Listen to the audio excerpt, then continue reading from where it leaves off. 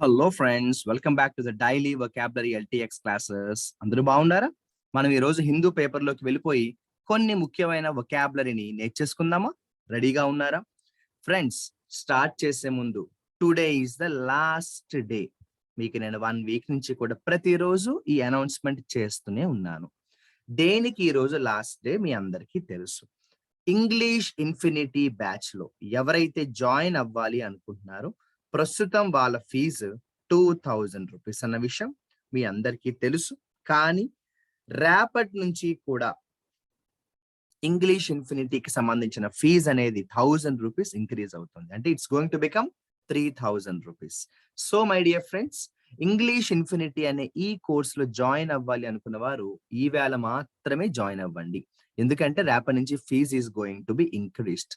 So English Infinity అసలు ఎందుకు join అవ్వాలో మీ అందరికీ తెలుసు. ఇప్పుడున్న కాంపిటేటివ్ ఎగ్జామ్స్ లో English has become the most challenging section. చాలా హై స్టాండర్డ్ క్వశ్చన్స్, కొత్త రకాల ప్యాటర్న్స్ కూడా వస్తున్నాయి. కాబట్టి మనం దానికి తగ్గట్టు డే 1 నుంచే కూడా మన ప్రిపరేషన్ అనేది కరెక్ట్ గా ఉండాలి. ఇంగ్లీష్ కి ముఖ్యంగా ముందు నుంచి ఎక్స్ట్రా ఫోకస్, ఎక్స్ట్రా గైడెన్స్ అనేది మనం తీసుకోవడం అలవాటు చేసుకోవాలి. దానికోసం ఇంగ్లీష్ ఇన్ఫినిటీ అనే కోర్సుని మేము లాంచ్ చేయడం, చాలా మంది జాయిన్ అవ్వడం కూడా జరిగింది, జాయినింగ్స్ అవుతున్నాయి. కాబట్టి ఫీజ్ ఇంక్రీజ్ అవుతోంది. కాబట్టి today is the last day. If you want join English infinity course ఈవేళ జాయిన్ అవ్వండి. ఎలా జాయిన్ అవ్వాలి అంటే ఈ నెంబర్ కి కాల్ చేయండి చాలు, మీకు గైడెన్స్ వాళ్ళే ఇస్తారు. 7893899553 అనే నెంబర్ కి మీరు కాల్ చేయండి. ఇంగ్లీష్ ఇన్ఫినిటీ గురించి వివరాలు అడిగి తెలుసుకోండి, జాయిన్ అవ్వండి. ముఖ్యమైన విషయం, ఇది లైఫ్ టైం వ్యాలిడిటీ ఉంటుందన్న విషయాన్ని మర్చిపోవద్దు. ఇంకొక ముఖ్యమైన విషయం, ఈ ఇంగ్లీష్ ఇన్ఫినిటీ క్లాస్ లో రికార్డెడ్ వీడియోస్ తో పాటు ప్రతిరోజు లైవ్ క్లాసెస్ కూడా ఉంటాయి. ఇది కూడా మర్చిపోకండి. కాబట్టి జాయిన్ అయ్యేవారు, remember my dear friends, today is the last day for the English infinity course. Try to join as early as possible today my dear friends. ఇక మనం కానీ చూసినట్టయితే మనం ప్రతిరోజు డైలీ వొకాబులరీ ఒక ముఖ్యమైన ఇడియంతో స్టార్ట్ చేస్తున్నామన్న విషయం మీ అందరికీ తెలుసు. ఈ రోజు కూడా ఒక బ్యూటిఫుల్ ఇడియంతో రెడీగా ఉన్నాము. ఏంటి ఈ ఇడియం అంటే మై డియర్ ఫ్రెండ్స్, చూడండి, ఇడియం ఆఫ్ ద డే ఏంటంటే let the cat out of the bag. Very very important idiom. అనేక సార్లు వేరియస్ ఎగ్జామ్స్ లో ఇస్తున్న idiom. Let the cat out of the bag అంటే ఏంటి అంటే బై మిస్టేక్, పొరపాటున సీక్రెట్ ని బయటకు చెప్పేయడం. Reveal a secret by mistake.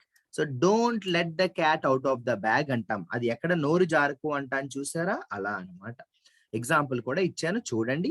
I'm planning a surprise holiday for Liam to celebrate our wedding anniversary. Don't let the cat out of the bag. నేను ఒక secret గా, సర్ప్రైజ్ గా పార్టీని ప్లాన్ చేస్తున్నాను. నువ్వు ఈ విషయాన్ని ఎక్కడ అనేకు, ఎక్కడ నోరు జారుకు, ఎవరికి చెప్పకు. So let the cat out of the bag అంటే reveal a secret by mistake అన్నది ఈ రోజు ఇడియం ఆఫ్ ద డే. ఇక మనం డైలీ వొకాబులరీలోకి వచ్చేసాం మై డియర్ ఫ్రెండ్స్. మీరు చూస్తున్నారు ఈ రోజు Hindu news paper page number 4 లో ఉన్నాము. ముఖ్యమైన ఆర్టికల్ ఒకటి నాకు కనిపించింది. అందులో 10 నుంచి 15 మంచి పదాలు అయితే కనిపించాయి. ఏం లేదంటే రీసెంట్ గా బాక్సింగ్ గురించి మనందరం కూడా గర్వంగా చెప్పుకుంటున్నాం కదండి. దానికి సంబంధించిన ఆర్టికల్ అన్నమాట. ఇందులో కొన్ని ముఖ్యమైన పదాలు ఉన్నాయి. అందులో ఫస్ట్ది రిజల్యూట్లీ. చాలా మంచి వొకాబులరీ, గతంలో కూడా అనేక సార్లు చెప్పాను. రిజల్యూట్లీ అంటే ఏంటి అసలు? రిజల్యూషన్ అంటే మీకు ఐడియా ఉందా? న్యూ ఇయర్ రిజల్యూషన్ అంటాం. ఏమంటాం మనం? న్యూ ఇయర్ రిజల్యూషన్ అంటే ఒక రకంగా చెప్పాలంటే బలంగా కోరుకోవడం, సంకల్పించుకోవడం అని కూడా అంటాము. సంకల్పించుకోవడం అని కూడా అంటాం.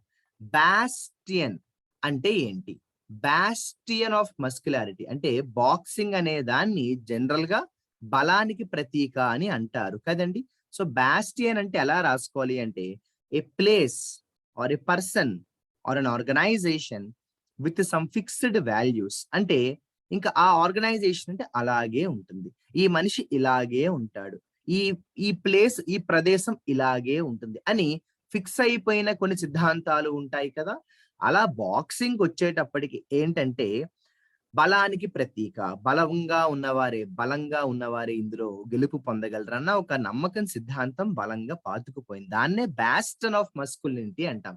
బ్యాస్టన్ అంటే an organisation or a place with fixed beliefs అనమాట, ఫిక్స్డ్ రూల్స్ అనమాట, ఫిక్స్డ్ వాల్యూస్ అనమాట.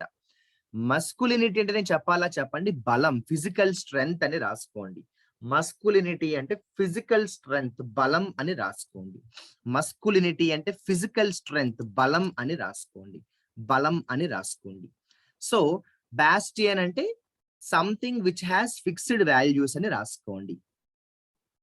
అదే మస్కులినిటీ అంటే ఏం రాసుకుంటారంటే ఫిజికల్ స్ట్రెంగ్త్ అని రాసుకోండి. ఇదిగో బాస్టియన్ మళ్ళీ వచ్చింది చూసుకోండి.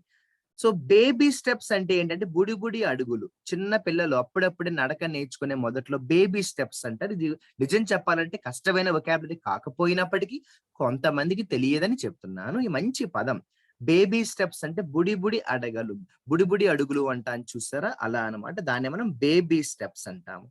ఇక కానీ మనం చూసినట్టయితే ఇందులో చాలా ఇంపార్టెంట్ వొకాబులరీ ఒకటి వచ్చేసిందండి, ఇనాక్యుయస్. ఇనాక్యుయస్ అనే వొకాబులరీ చాలా సార్లు నేను గతంలో కూడా మీకు చెప్పాను. ఇనాక్యుయస్ అంటే నాట్ హార్మ్ఫుల్, ప్రమాదకరం కానిది. నాట్ హార్మ్ఫుల్, ప్రమాదకరం కానిది అంటాం. ఇనాక్యుయస్ అంటే నష్టం లేనిది, ప్రమాదకరం కానిది. నథింగ్ హార్మ్ఫుల్ అంటాం కదా, అలా అన్నమాట. దాన్నే మనం ఇనాక్యుయస్ అంటాము. నెక్స్ట్ పారాగ్రాఫ్ లో కూడా మనం చూసినట్టయితే ఇందులో మనకి అన్ని కూడా మాక్సిమం తెలిసిన పదాలే ఉన్నాయి. ఒక మంచి వొకాబులరీ వచ్చింది. ఇండిఫాటిగబుల్. ఏంటండి? ఇండిఫాటిగబుల్. ఇండిఫాటిగబుల్ అంటే ఏంటంటే మీకు ఆ విషయం చెప్పాలంటే ఫెటీగ్ అంటే ఏంటో చెప్పాలి. ఫెటీగ్ అంటే నీరసం, అలసట. ఇండిఫాటిగబుల్ అంటే నీరసం లేని, అలు పెరగని అంటాను చూసారా, అలా. వెరీ స్ట్రాంగ్ అని రాసుకోండి. ఇండిఫాటిగబుల్ అంటే కన్సిస్టెంట్ అని కూడా రాసుకోండి. ఇండిఫాటిగబుల్ అంటే consistent, very strong. Consistent, very strong. అలు పెరగని పోరాటం అంటాం, అలా అన్నమాట. ఎవిడెంట్ అంటే స్పష్టంగా, క్లియర్. ఎవిడెంట్ అంటే క్లియర్ గా, స్పష్టంగా అంటాము. స్టార్ట్లింగ్ అంటే ఆశ్చర్యాన్ని కలిగించే, సర్ప్రైజింగ్ అంటాము. స్టార్ట్లింగ్ అంటే సర్ప్రైజింగ్. స్టార్ట్లింగ్ అంటే సర్ప్రైజింగ్. ఓకేనా? స్టార్ట్లింగ్ అంటే ఏంటమ్మా? సర్ప్రైజింగ్ అంటాం, సర్ప్రైజింగ్. ఇక డిలైట్ అంటే కూడా ఒక రకంగా చెప్పాలంటే ఆశ్చర్యం అంటాము, ఆనందం కూడా అంటాం. ఐఎమ్ డిలైటెడ్ అంటాం కదా, అలా. సో హ్యాపీనెస్ అంటాం అంటే హ్యాపీగా ఆశ్చర్యపోవడం. సర్ప్రైజ్ అన్నమాట, హ్యాపీగా ఉండే సర్ప్రైజ్, డిలైట్. ఓకేనా? హ్యాపీనెస్, సర్ప్రైజ్ అని కూడా రాసుకోవచ్చు. ఇలా మనం నెక్స్ట్ పారాగ్రాఫ్ లో కూడా చూద్దాము. మంచి మంచి వొకాబులరీ ఏమున్నాయన్నది డిస్కస్ చేద్దాం. చూడండి, ఇక్కడ హెడ్డింగ్ లో ఓవర్కమింగ్ ఆర్ట్స్ అనే ఒక హెడ్డింగ్ అయితే రాశారు. ఆర్ట్స్ అంటే కష్టాలని రాసుకోండి, ప్రాబ్లమ్స్. ఆర్ట్స్ అంటే ప్రాబ్లమ్స్, కష్టాలు అని రాసుకోండి. ఓవర్కమింగ్ ఆర్ట్స్ అంటే ఓవర్కమింగ్ ప్రాబ్లమ్స్ అంటాము. ఓవర్కమింగ్ ఆర్ట్స్ అంటే ఓవర్కమింగ్ ప్రాబ్లమ్స్ అంటాం, కష్టాలు అంటాము. అవరోధాలు, ఆటంకాలు అని కూడా అంటాం, అలా. పెర్సు అంటే స్టడీ అని రాయండి, ఫాలో అని రాయండి. పెర్సు అంటే స్టడీ లేదా ఫాలో. ఓకేనా? ఇష్టమైన దాన్ని ఎంపిక చేసుకోవడం, స్టడీ చేయడం, ఫాలో చేయడం అని కూడా అంటాం. స్టడీ చేయడం అలాగే ఫాలో చేయడం అని కూడా అంటాం. స్టడీ చేయడం, ఫాలో చేయడం అని కూడా అంటాం. మన ప్యాషన్ ని కూడా మనం పెర్సూ చేస్తూ ఉంటాము. I'm pursuing my BTech final year అంటాం కదండి, అలా అన్నమాట. ఇక కానీ మనం నెక్స్ట్ చూసినట్టయితే ఇక్కడ అన్ని కూడా ఆల్మోస్ట్ తెలిసిన పదాలే ఉన్నాయి. ఒకసారి లాస్ట్ పారాగ్రాఫ్ లో కూడా చూసేద్దాం. లాస్ట్ పారాగ్రాఫ్ లో కూడా మాక్సిమం అన్ని కూడా కొత్త వర్డ్స్ అయితే లేవు, అన్ని రొటీన్ వర్డ్స్, రెగ్యులర్ గా పేపర్ లో వస్తున్న వర్డ్స్ ఉన్నాయి. ఇది అందరికీ తెలిసినా కూడా కొంతమంది కొత్త వాళ్ళు ఎవరైనా ఉండొచ్చు ఈ వీడియో చూస్తున్న వారిలో, వారి కోసం చెప్తున్నాను. డిస్పైట్ అంటే అయినప్పటికీ అంటాము. అయినప్పటికీ అంటాం. ఇంకా చెప్పాలంటే డిస్పైట్ అన్న ఈవెన్ దో అన్న ఒకటే. డిస్పైట్ అన్న ఈవెన్ దో అన్న ఒకటే అన్నమాట. ఇక ఇది కూడా అందరికీ తెలిసినా కూడా కొంతమంది కోసం చెప్తున్నాను. మింగిల్ అంటే అందరితో కలిసిపోవడం అండి. మింగిల్ విత్ ప్రిపోజిషన్ కూడా గుర్తుపెట్టుకోండి. మింగిల్ విత్ అంటే అందరితోటి కలివిడిగా ఉండడం, కలిసిపోవడం అన్నమాట. ఫ్రెండ్లీగా ఉండడం అని రాసుకోండి. మింగిల్ విత్ అంటే అది బాగా తెలిసిన వర్డే, మింగిల్ విత్ అంటాం. చాలా మంచి వొకాబులరీ ఒకటి వచ్చింది ఈ మధ్య కాలంలో, మనం ఈ పదాన్ని డిస్కస్ చేయలేదండి. హిండ్ సైట్ అంటే ఏంటి? హిండ్ సైట్ అంటే ఏంటి? హిండ్ సైట్ అనే పదం ఎప్పుడు వాడతామో చెప్తాం, జాగ్రత్తగా వినండి. మనం ఒక పని చేసిన తర్వాత దాని గురించి అర్థమైంది అనుకోండి, అప్పుడు హింసైట్ అంటాం. ఇప్పుడు 2 రకాలు ఉంటాయి మనకు సాధారణంగా. మనకి ముందు ఇన్ఫర్మేషన్ ఉండి ఒక పని చేయడం, లేదా పని చేసిన తర్వాత అనుభవం ద్వారా ఇన్ఫర్మేషన్‌ని సంపాదించడం. ఈ రెండో కేటగరీ ఉందే దాన్నే హింసైట్ అంటాం. అంటే ఇంగ్లీష్‌లో రాసుకోండి. Understanding something only after doing it అది. Understanding something only after doing it. మనం ఏదైనా ఒక పని చేసిన తర్వాత అర్థమైందనుకోండి, అర్థం చేసుకున్నామనుకోండి, దాన్ని హిండ్‌సైట్ అంటాం. ఏదైనా ఒక పని చేసిన తర్వాత అర్థమైందనుకోండి, దాన్నేమంటాం మనం? హిండ్‌సైట్ అంటాం. చాలానే మంచి వొకాబులరీ మై డియర్ ఫ్రెండ్స్ ఇవి. అలా మనకి ఈ బాక్సింగ్‌కి సంబంధించి అద్భుతమైన ఆర్టికల్‌లో మంచి మంచి పదాలైతే మనం చూడడం జరిగింది. ఇదే పేజ్ నంబర్ 4లో రీసెంట్‌గా ఒక సినిమా రిలీజ్ అయిందట. ఆ సినిమాకు సంబంధించి వాళ్ళు ఒక రివ్యూ లాంటిది రాశారు. మనకి రివ్యూతో అవసరం లేదు, పని లేదు. కానీ మనకి ఇందులో ఉన్న వొకాబులరీ ఏమైనా మంచివి ఉంటే డిస్కస్ చేద్దాము. సో, ఒకసారి చూడండి. రైట్. ఫస్ట్ పారాగ్రాఫ్‌కి వచ్చేసాం మనం. ఈ ఫస్ట్ పారాగ్రాఫ్‌లో దాదాపుగా అన్నీ కూడా మనకి తెలిసిన పదాలే ఉన్నాయి. ఒక మంచి పదాన్ని పరిచయం చేస్తాను చూడండి. షీన్ అన్నారు. షీన్. షీన్ అంటే ఏంటి అంటే షైన్, మెరుపు. ఓకేనా? కాంతి లేకపోతే అందం అని కూడా అంటాం. షీన్ అంటే షైనింగ్ అండి. మెరుపు అంటాం చూసారా? అలా అన్నమాట. కానీ మనం తర్వాత చూసినట్టయితే అన్నీ కూడా మంచి మంచి పదాలు ఉన్నాయి చూడండి. ప్రొటగోనిస్ట్ అనే పదం. ఒక సినిమాలో ముఖ్య పాత్రధారుణ్ణి ప్రొటగోనిస్ట్ అంటాం. ముఖ్య పాత్ర పోషించేవారిని. మెయిన్ క్యారెక్టర్ అని కూడా అంటాము. మెయిన్ రోల్ అని కూడా అంటాము. ప్రొటగోనిస్ట్ అంటే మెయిన్ క్యారెక్టర్ లేదా మెయిన్ రోల్ అంటాము. ప్రొటగోనిస్ట్ అంటే మెయిన్ క్యారెక్టర్ లేదా మెయిన్ రోల్ అంటాము. మెయిన్ క్యారెక్టర్ లేదా మెయిన్ రోల్ అంటాము. తర్వాత చాలానే మంచి ఇంపార్టెంట్ ఒక వొకాబులరీ కనిపించింది. ఇండల్జెంట్. ఇండల్జెంట్ అంటే ఏంటంటే సిద్ధంగా ఉండడం, రెడీనెస్ అని రాసుకోండి. సిద్ధంగా ఉండడం. ప్రిపేర్డ్‌నెస్, రెడీనెస్ అని కూడా రాసుకోవచ్చు. ఇండల్జెంట్ అంటే ప్రిపేర్డ్‌నెస్, రెడీనెస్ అని కూడా రాసుకోవచ్చు. టాంపరింగ్ అంటే ఏంటంటే పాడు చేయడం. టాంపరింగ్ అంటే పాడు చేయడం. ఇంటర్ఫియర్ అవ్వడం అని కూడా రాసుకోండి. ఇక్కడ పాడు చేయడం అనే ఉద్దేశంతో సెంటెన్స్ రాసినా కూడా జనరల్ గా టాంపరింగ్ అంటే వేలు పెట్టడం అంటాం. వేలు దూర్చడం అంటాం. అలా అన్నమాట. ఇంటర్ఫియర్ అవ్వడం. ఇంటర్ఫియర్ అవ్వడం. కాబట్టి మీరు ఇంటర్ఫియర్ విత్ అని రాసుకోండి. టాంపరింగ్ విత్ అంటే ఇంటర్ఫియర్ విత్ అని రాసుకోవాలి. టాంపరింగ్ విత్ అంటే ఇంటర్ఫియర్ విత్ అని రాసుకోండి. ఇక లోనర్ అంటే ఒంటరిగా ఎవరైతే ఉన్నారో, లోన్లీగా ఉంది అంటాం మనం. అలా ఒంటరిగా ఉండేవాడిని లోనర్ అంటాము. ఒంటరిగా ఉండేవాడిని లోనర్ అంటాము. ఇక తర్వాత చూసినట్టయితే ఒక మంచి పదం కనిపించింది. ఎర్స్ట్ వైల్. ఎర్స్ట్ వైల్ అంటే మాజీ, ఫార్మర్ అంటాం కదా, అలా రాసుకోండి. ఎర్స్ట్ వైల్ అంటే ఫార్మర్ అంటాము, మాజీ అంటాము, అలా రాసుకోండి. ఫార్మర్ అంటాము, మాజీ అంటాము. చాలా మంచి ఇంపార్టెంట్ పదం అయితే ఒకటి కనిపించింది చూడండి. డెలియనేటింగ్ చూడండి.